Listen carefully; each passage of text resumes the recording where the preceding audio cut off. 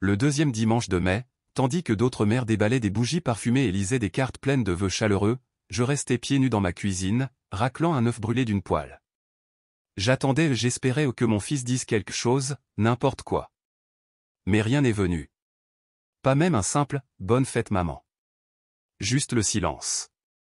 Et quand il parla enfin, cela ne m'apporta aucun réconfort. Il brisa quelque chose en moi si discrètement que personne ne remarqua la fissure. Pas même lui.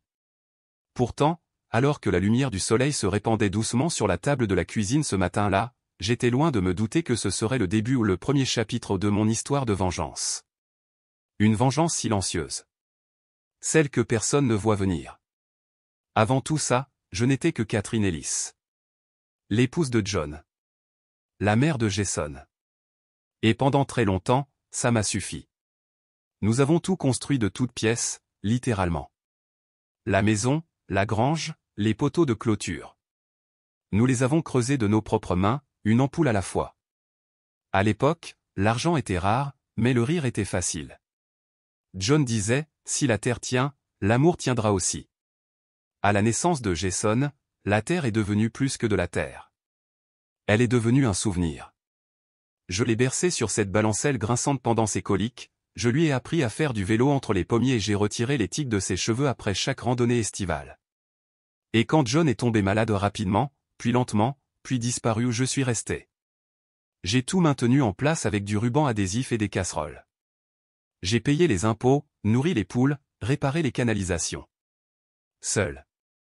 Discrètement. Je n'ai jamais demandé d'aide. Pas même quand le toit a commencé à fuir. Parce que j'y croyais.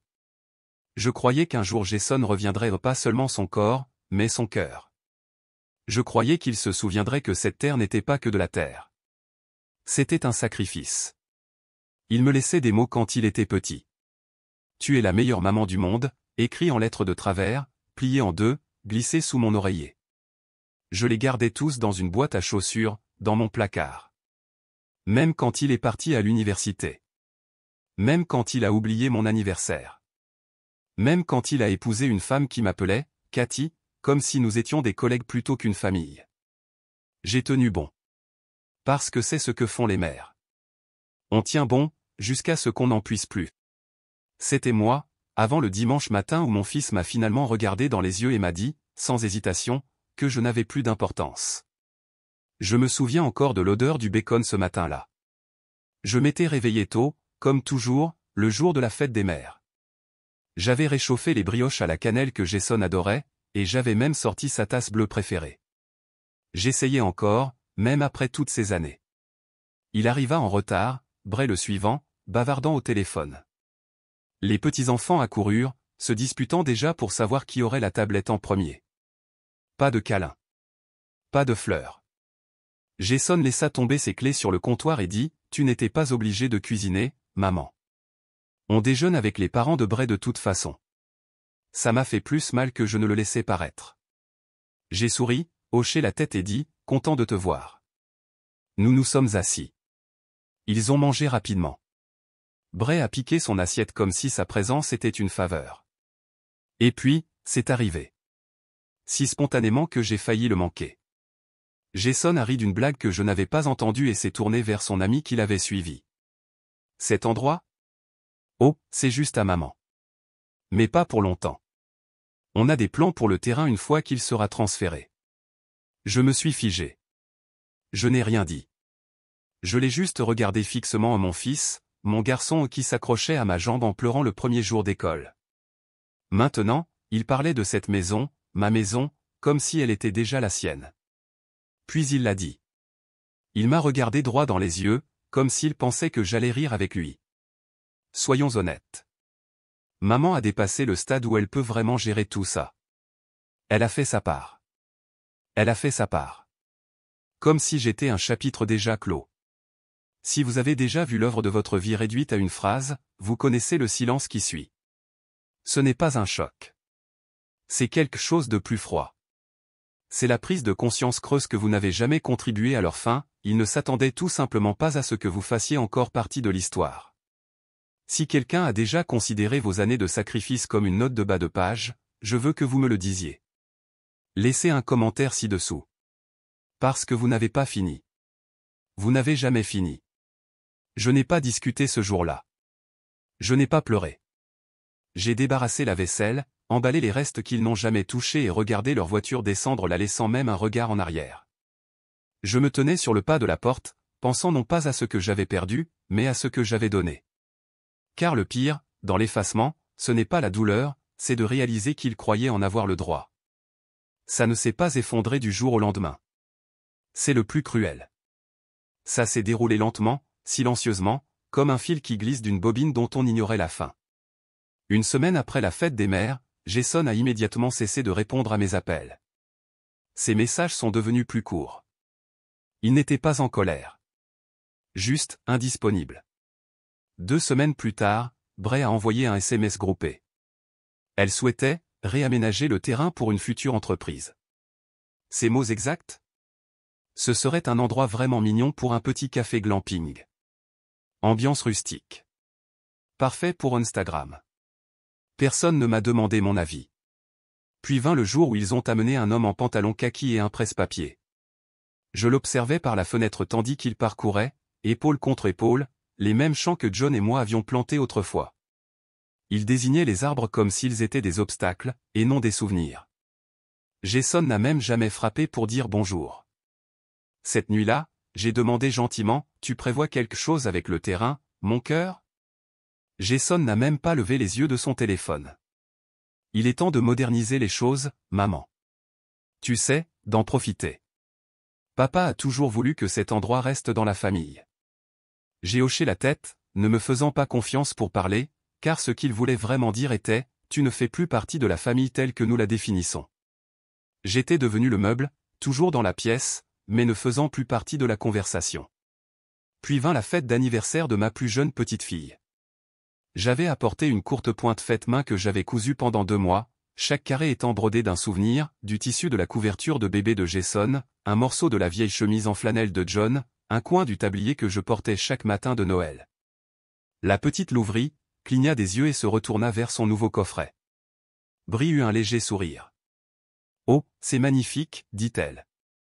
On finira bien par lui trouver une place. » Puis elle ajouta en riant, « Elle adore les licornes phosphorescentes maintenant. » J'ai tenu cette courte pointe sur mes genoux pendant toute la soirée. Personne ne l'a remarqué.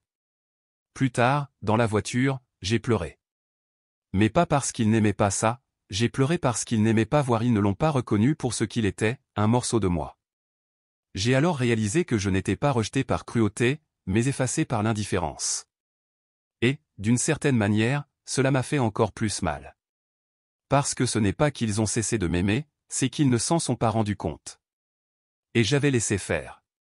Petit à petit, au nom de la simplicité, de la compréhension, du genre de mère qui ne demande jamais rien en retour.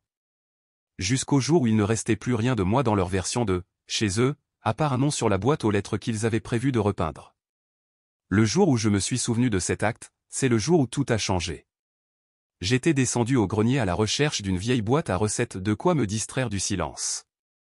À la place, j'ai trouvé le dossier ignifuge que John gardait toujours derrière la malle, celui contenant tous nos papiers importants. Je me suis assis sur le sol, la poussière tourbillonnant dans la lumière de la petite fenêtre, et je l'ai ouverte. Et voilà. Le titre de propriété. Toujours à mon nom. Juste à moi. Pas transféré. Pas promis. Pas à Jason.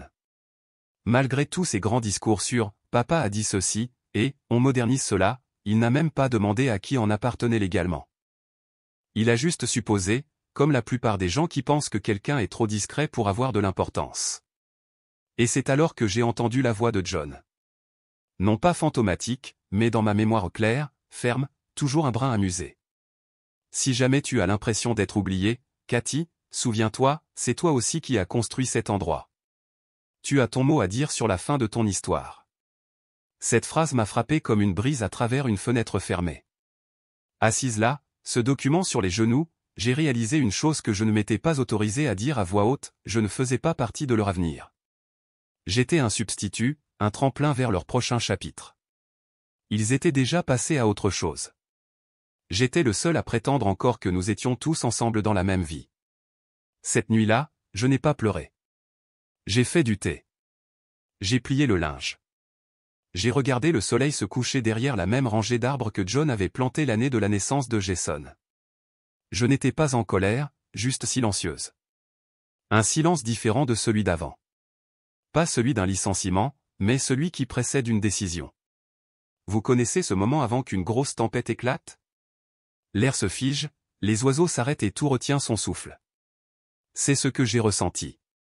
J'ai regardé autour de moi dans la maison, les murs que Jason n'avait jamais peints, la balancelle du porche où personne ne s'asseyait plus. Ce n'était plus une maison familiale. C'était devenu le musée d'une femme que personne ne visitait. Et peut-être qu'il était temps d'arrêter d'attendre qu'il remarque que j'étais toujours là-haut et de commencer à décider quoi faire de la partie de moi qui était encore là. Parce que je n'avais pas disparu. J'avais simplement été mis en pause. Et maintenant, j'étais prêt à appuyer à nouveau sur « play ». À mes conditions. Je ne suis pas parti en me battant. Je suis parti comme la marée, lentement, silencieusement et sûrement.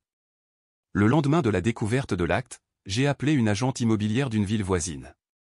Elle s'appelait Laura. Elle ne m'a pas posé beaucoup de questions. Elle m'a simplement écouté, je veux que ce soit fait discrètement. Pas de panneau, pas de visite libre. Juste du nettoyage. 3 semaines plus tard, j'ai signé les papiers. La ferme 2 acres de sueur, de rire, de clôtures brisées et de souvenirs brûlés par le soleil a été vendue pour 212 000 $. Les acheteurs étaient un couple de retraités du Colorado. Ils ont promis de garder les pommiers. C'était suffisant. Je n'ai rien dit à Jason. Non pas par vengeance, mais par lucidité. Parce que s'il avait vraiment été attentif, il l'aurait su, ce n'était pas à lui. Le matin de mon départ, j'ai parcouru chaque pièce de la maison comme si je disais au revoir à une version de moi-même. J'ai touché les murs que j'avais peints autrefois à minuit, j'ai lissé la courte pointe au pied du lit, j'ai ouvert l'armoire où je cachais les biscuits au gingembre pour Jason quand il était petit. Ensuite, je lui ai écrit une lettre. Juste une page. Pas de colère. Pas de drame. Tu l'as supposé, Jason. Et je t'ai laissé faire. Mais cette maison ne t'a jamais été promise. Il a été construit, entretenu, protégé par moi. Et j'ai décidé de le laisser partir, avant que cela ne devienne quelque chose que je ne reconnais pas. Vous ne me trouverez pas ici. J'ai choisi d'arrêter d'attendre d'être vu. Je ne disparais pas. Je suis juste en train de devenir. J'ai laissé la lettre sur la table de la cuisine, cachée sous le vieux vase dont il n'a jamais remarqué qu'il était fissuré. Ensuite, je suis monté dans ma voiture et j'ai conduit. Les montagnes d'Ozark m'ont accueilli comme un doux souffle. J'ai trouvé un petit cottage, une chambre, des volets délavés, une balançoire sur le porche qui grinçait juste assez. J'ai planté de la lavande dans des pots dépareillés, j'ai accroché les vieux carillons éoliens de mon mari et, pour la première fois depuis des années, je me suis assise dans un silence qui ne ressemblait pas à de la solitude. J'ai fermé le compte bancaire commun. J'en ai ouvert un nouveau. J'ai envoyé un don discret à un refuge pour femmes situé à 2 comtés de là. Dans le mémo, j'ai écrit. D'un ami qui a finalement pris la fuite. Chaque matin, je préparais mon propre café, je m'asseyais près de la fenêtre et je respirais la vie que j'avais construite, non pas pour quelqu'un d'autre, mais pour moi. Je n'ai pas posté de photos. Je n'ai pas mis à jour mon adresse. Je n'ai pas laissé de miettes de pain. Parce que personne ne poursuit les fantômes. Et j'en avais fini de hanter une maison qui ne m'avait jamais cherché. Il lui a fallu 3 semaines pour remarquer que j'étais parti. Jason a appelé 2 fois. Je n'ai pas répondu. Il a laissé un message vocal. Maman, je prends juste des nouvelles. Tout va bien? Puis un texte. J'ai entendu parler de la ferme. Appelle-moi. Je laisse les messages reposer. Aucune méchanceté. Juste du calme. La 4e semaine, une voiture s'est arrêtée dans l'allée de gravier de mon nouveau chalet. Je taillais la lavande près du porche quand je l'ai vue. Le même camion de la marine. Les mêmes épaules anxieuses. Il se tenait à la porte comme un garçon trop grand pour frapper. Je n'ai pas bougé. Finalement, il s'avança. « Tu l'as vraiment vendu ?» demanda-t-il. « Je l'ai fait, dis-je. Pas froid. Juste clair. » Il regarda le sol. Je pensais que c'était le mien. « Je sais, répondis-je. Tu n'as jamais posé la question. Tu as juste supposé. Il a levé les yeux vers moi, puis m'a vraiment regardé. Pas de mes mains. Pas au jardin. Pas à cause des années sur mon visage. Mais à moi. La femme qui l'a élevée. Je ne voulais pas que tu te sentes oublié. Mais tu l'as fait, dis-je doucement. Et le truc c'est que, je t'ai laissé faire. Il s'assit sur la marche du porche. Je ne l'ai pas invité à entrer. Je n'en avais pas besoin. Je ne m'attendais pas à ça, murmura-t-il. Personne ne le fait, dis-je. Personne ne s'attend à ce que les silencieux partent, jusqu'à ce qu'il l'ait déjà fait. Nous sommes restés assis longtemps, écoutant le lac respirer. Finalement, j'ai dit. Je ne suis pas en colère, Jason. Je ne suis pas ici pour te punir. Mais je ne suis pas non plus ici pour être pratique. Il hocha lentement la tête. Et maintenant? Je lui ai remis une lettre, pliée et scellée. Cela explique où est passé le reste de mes actifs. Tu n'es pas fait pour ça. Mais tu n'es pas non plus le centre. Il n'a pas discuté. Avant de partir, j'ai demandé. Voulez-vous du thé? Il avait l'air surpris, même après tout ça. Je ne suis pas amer, dis-je. Je fais juste attention maintenant. Nous avons bu en silence. Puis il est parti. Pas de câlin. Aucune promesse. Mais il regarda en arrière une fois avant de tourner la route. C'était suffisant. Plus tard dans la soirée, je me tenais près de la balustrade du porche, regardant le soleil se coucher derrière les arbres. Mes carillons éoliens se balançaient dans la brise. Mon jardin était en fleurs. Pas une seule âme ne savait où j'étais. Et pour la première fois depuis des décennies, je me suis senti vu. Avez-vous déjà dû vous éloigner de personnes que vous aimiez, juste pour vous rappeler qui vous êtes? Si cette histoire a touché quelque chose en vous, dites-le moi ci-dessous. Votre silence ne signifie pas que vous êtes parti. Parfois, cela signifie que vous êtes enfin rentré à la maison.